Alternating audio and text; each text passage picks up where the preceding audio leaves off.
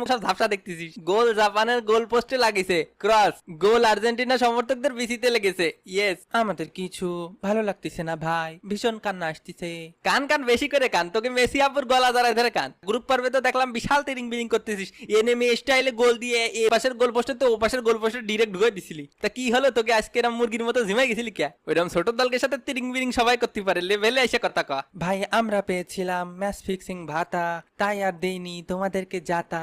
হয়তো মাথা তোরে কইছিলাম আমরা ম্যাচ ফিক্সিং করতি। একটু মিথ্যে কথা করছিস কেন? আমাকে তো ম্যাচ ফিক্সিং ভাতা দেয়নি, আমাকে কোচ বলেছিল কি কাকু যে নিচে নামে খেলতি। নিচে নামে খেলতেই বলেছিল, তাই বলে এত নিচে নামবি? ওটা তাই বলেন কাকু, আমি ওরে বারবার করে বলেছি যে এত নিচে নামিস নি, এত নিচে নামিস না, আর কত নিচে নামবি, আর কত। কি পরিমাণ লজ্জা দেওয়ার চেষ্টা করলাম, তাও লজ্জা পেল না, আরো নিজেরাই গোল পোস্টের ভিতরে ঢুকে যাচ্ছিল। কি মেসি ভাই রাগ করলেন? না না কিসের রাগ, কিসের রাগ, অভিনন্দন। কার মুখে কি শুনতেছি? ওরে উপরে উপরে অভিনন্দন দিচ্ছে, তলে তলে জ্বলে পড়ে শেষ হয়ে যাচ্ছে। হয় তোরে কইছে ও মেসি ভাই আপনাকে আব্বু জার্মানি তো প্যারাগুয়ের কাছে হাইরে বিশ্বকাপের বাদ হয়ে গেছে। জার্মানি আবার আম গোবাব কবে হইলো? জার্মানি তো তো গোবাব। না থাক থাক, বুঝতে পারছি বিশাল কষ্ট হচ্ছে, বিশাল কষ্ট হওয়াটাই তো স্বাভাবিক।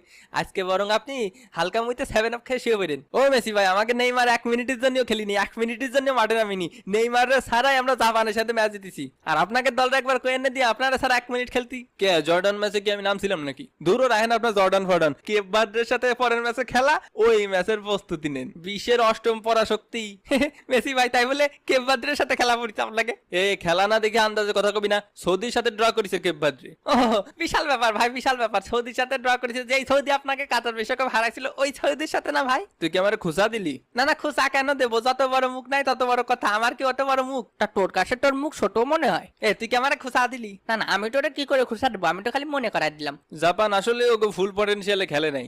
জাপানের এইবার যে গ্রুপ স্টেজের খেলা দেখেছি তাতে ওদের মিনিমাম সেমিফাইনালে যাওয়ার কথা ছিল। জাপানের খেলা দেখে আমরা মোটেও সন্তুষ্ট না, জাপান এসে 1000 গুণে ভালো খেলে অ্যাটাকিং। এজন্যই তো ভাই কোনো কিছু ভালো লাগতেছে না, বিশাল কান্না আসতেছে। ওই তোরা এখন একটু কান, এরপরে কেপ ভার্দের সাথে হাইডে মেসি ভাইও তোকে সাথে যোগ দেবে নি। এ ভিনি তোর কি মনে হচ্ছে আমার কাছে ব্যবস্থা নেই? অলরেডি বাটি চালান দিয়ে সৌদিতে প্রিমিয়াম জিন নিয়ে আইছি, ফাইনালের আগে কেউ আমাকে ঠেকাতে পারবে না। জাপান 1 গোল দিয়ে ভাবিছিল কি পার পায়ে যাবে, ব্রাজিলের সাথে কোনোদিন 1 গোলের লিড নিয়ে পার পাওয়া যায়? আর ব্রাজিল আজকে যে দারুণ সন্ডে খেলি শেষ হয়ে আগের মতো সেলের সাউন্ডটা খুলে খাও। থাক মেসি ভাই আপনি আর কষ্ট পাবেন না, আজকে 7 আপটা বরং আপনিই খান, আপনি খাই ঘুমায় পড়েন, ভালো একটা ঘুমাবেন। আর আপনাকে খেলা তো আবার পড়েছে কেপ ভার্দের সাথে। একদম মজা নিবি না, একদম মজা নিবি না। এ মেসি ভাই খেপতেছেন কে? তো আপনাকে তো পেনাল্টি ভাতা আর সহজ প্রতিপক্ষ ভাতা আছেই, আর কেপ ভার্দের ওই গোলকি তো কয়েই দিয়েছে যে আপনার সাথে খেলা তার একটা বিশাল বড় স্বপ্ন। তো স্বপ্নের ঠেলায় তো ওর স্বপ্ন দোষী হয়ে যাবে নি। আপনি যখন গোল দিতে যাবেন ও তো ঠ্যাংসা গাইতে বসে থাকবে নি, কবে না যে আমার পায়ের ফাঁক দিয়ে গোল দাও, যত খুশি তত গোল ভরিয়ে দাও। ও তো আপনার কাছে গোল খেয়ে গর্বে গর্ভবতী হয়ে যাবে নি। ওই ম্যাচের মধ্যে 2-3টে পেনাল্টি দিয়ে দেবেন, আপনি ফকাট ফকাট করে গোল ভরে দিয়ে নেন, তারপর সু সু বলে সেলিব্রেশন করেন। তা জাপান এরম করে না আডু বলিও পারতি।